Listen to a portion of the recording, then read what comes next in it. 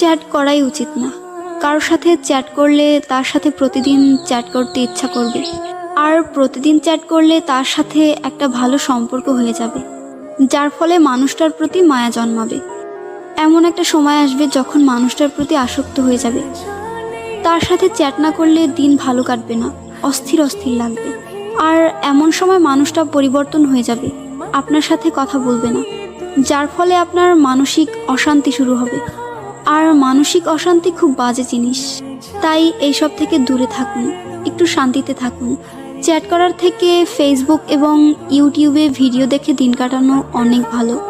কেন এলে আমার জীবনে, আর কেনই বা আমার তোমার মায়ে জড়ালে? আমি তো তখনই ভালো ছিলাম যখন কারো মায়ে ছিলাম না। আত্মহত্যা করার সাহস নেই আমার, শুধু দোয়া করো যেন কোনো অ্যাক্সিডেন্ট হয়ে যায়।